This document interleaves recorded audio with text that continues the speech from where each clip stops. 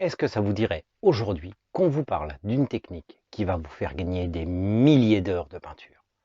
J'ai nommé le Slapshot.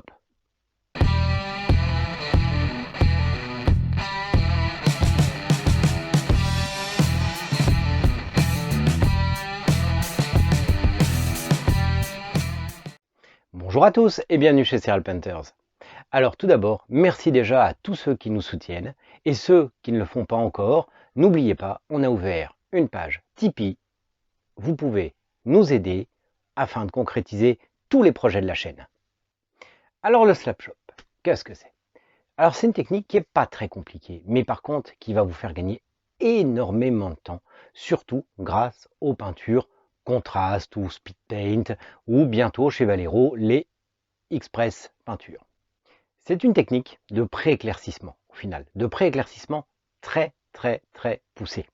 On va déjà pré-éclaircir la figurine à la bombe de façon déjà assez généreuse, et ensuite la technique va consister à brosser entièrement la figurine au blanc, mais vraiment très fortement, pour que les arêtes se détachent. Ce qui va faire en fait un dégradé qui va aller du gris, qui va passer par toutes les nuances de gris jusqu'au blanc le plus pointu.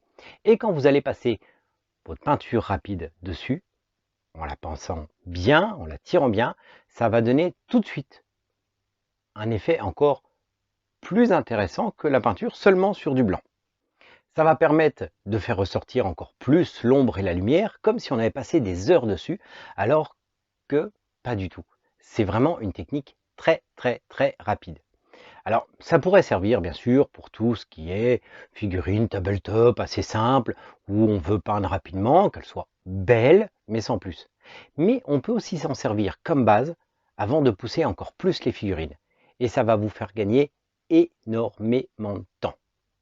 Alors, on va déjà vous présenter la technique, vous montrer exactement comment ça marche de la façon la plus simple, et on va en reparler un petit peu plus. Alors, on va déjà partir sur une sous-couche noire.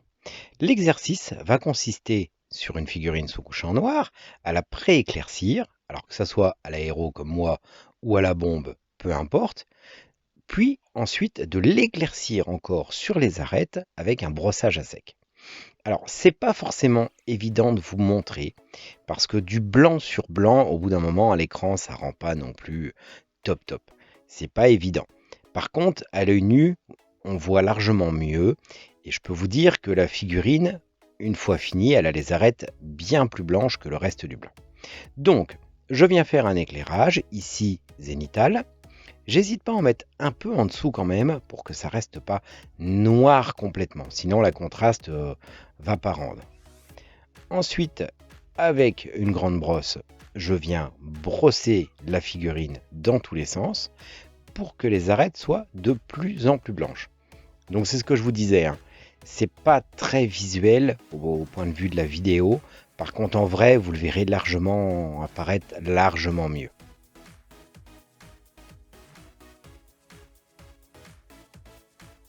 Donc n'hésitez pas à insister encore et encore. Alors ça prend pas trop de temps au final, hein. C'est quelque chose qui est assez rapide, mais n'hésitez pas à faire un bon brossage bien sévère. On voit quand même sur certaines zones que les arêtes se sont largement plus blanchies, alors qu'il y a des zones beaucoup plus sombres. Ce qui va permettre à tout ce qui est peinture rapide, contraste, de donner une couleur différente selon la zone. Ensuite, alors ça c'est la deuxième figurine que j'ai fait. Donc celle-ci, je vais la peindre en rouge pour faire un Blue Angel. Jusque là, vu qu'on est au-dessus, on ne voit pas forcément une grande différence. Quand j'aurai peint toute l'armure en rouge, vous verrez qu'il y a des zones qui vont être largement plus sombres. N'hésitez pas à diluer avec du contraste médium si vous voulez donner quelque chose d'encore plus fin. Là, on peut voir sur le bras, le dessus qui va recevoir la lumière, qui avait été plus éclairci en blanc, la différence avec le dessous. Ça donne des différences de teintes assez importantes. C'est une technique qui va très bien se prêter aussi à tout ce qui est grimdark. On en reparlera, on vous fera un tuto sur le grimdark. Parce que franchement, sur internet, il n'y a pas grand chose de valable dessus.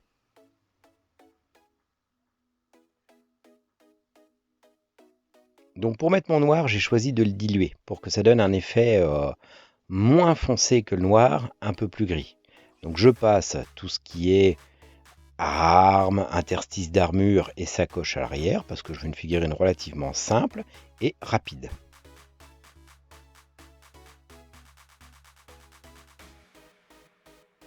Pour le saut de pureté, je viens le faire en vert. L'armure étant déjà entièrement rouge, j'avais envie de le détacher un petit peu. Comme le blason qu'il a sur le côté. Alors c'est une figurine que j'ai eue en plus, qui se prête pas forcément à faire un Blood Angel, mais c'est pas grave. Je viens faire aussi les lentilles du casque et de l'arme.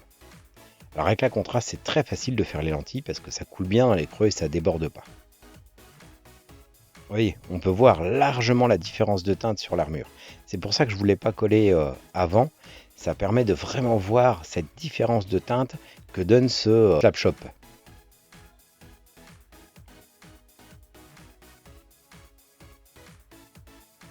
Pour le socle ici, je vais faire tout simple. C'est vraiment pas l'intérêt dans le tuto, je voulais vous montrer. Là sur la photo, on voit largement mieux la différence. Ça rend pas comme en vidéo. Et on voit énormément la différence de coloration entre les zones d'ombre et les zones claires. Vous avez vu sur cette figurine, la technique est vraiment très simple à mettre en œuvre. C'est vraiment pas compliqué. Ça permet d'obtenir une figurine quand même qui est très réussie, très jolie, au final en très peu de temps. Donc, on se rapproche du pré-éclaircissement qu'on fait à l'aéro ou à la bombe. Ceux qui n'ont pas d'aéro, paniquez pas. Vous pouvez faire exactement la même chose avant avec une bombe de noir et une bombe de blanc. Il n'y a aucun problème. Après, le brossage à sec derrière, bien poussé, va permettre de donner des transitions. La contraste va réagir différemment et ce qui va donner toute la valeur à la figurine. Donc ça, c'était une figurine très simple, mais qui a été peinte vraiment très rapidement. Si vous avez une armée complète à peindre, ça va très vite avec un résultat quand même très très beau. Ça permet pour ceux qui n'ont pas envie d'avoir les figurines les plus top en peinture, qui font pas ça pour faire un concours de peinture, d'avoir une armée rapide, surtout sur tout ce qui est troupes. Donc il ne faut pas hésiter à se servir de cette technique. Alors maintenant, cette technique, on peut l'appliquer exactement comme pour la première figurine, mais cette fois-ci, on va la pousser un peu plus loin en rajoutant quelques petits détails par-ci, par-là, qui vont pas prendre tellement de temps en plus, mais qui vont tout de suite apporter une valeur ajoutée énorme. Alors maintenant, je vais vous faire un Space Wolf. Alors pour ça, je vais diluer un peu la couleur pour qu'elle soit un peu plus claire. J'avais envie de donner vraiment une teinte claire. Je vais m'échiner à bien le passer partout pour qu'il y ait vraiment des grandes différences de teinte de couleur, qu'il y ait vraiment un côté plus sombre et plus foncé et que ça coule vraiment bien dans les creux pour faire un bon ombrage.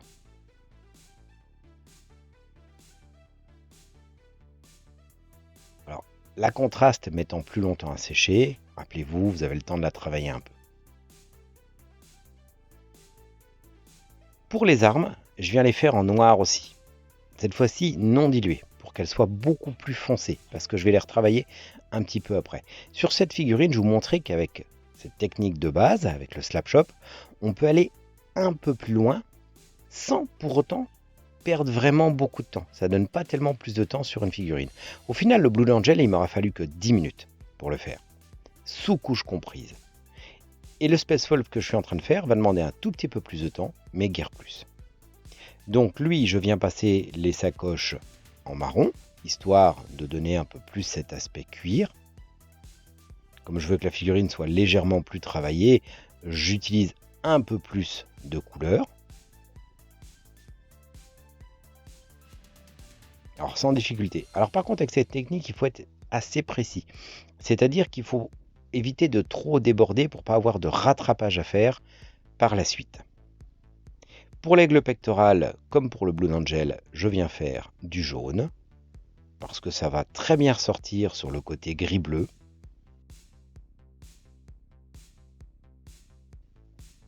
Pour le saut de pureté ici, je peux faire du rouge, au moins c'est facile. Ça permet de donner une petite touche de couleur qui se détache un peu, parce que la figurine a des coloris assez froids quand même.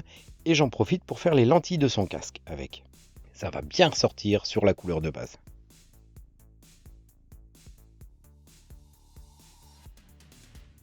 Et d'ailleurs, à propos de précision, Ça vous dirait d'avoir un tuto qui concerne le gain de précision? Bon, vous avez vu, ça fait vraiment une base excellente pour aller plus loin sur la figurine. Ce qu'on a fait au départ, ça va avoir déjà fait une grosse partie du travail et derrière, on va pouvoir se concentrer sur ce qui est éclairci. Donc à ce stade-là, mon Space Wolf, j'en ai eu pour à peine 10 minutes. Mais on va l'améliorer un peu. Je vais faire un petit peu de tapotage sur le cuir pour le vieillir.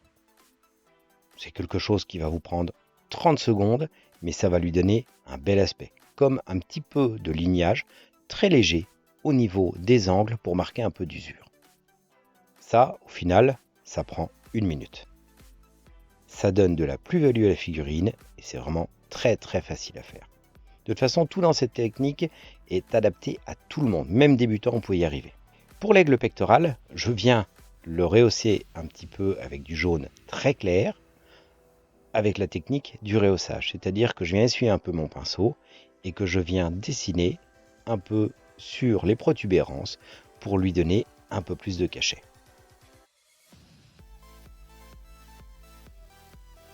Avec la même technique de rehaussage, je viens faire un peu de métallique sur les armes. Ça va permettre de faire ressortir un petit peu toutes les parties des armes, de se donner un petit côté métallique, usé, quelque chose qui va être joli sans être trop appuyé et sans avoir besoin de faire de shade.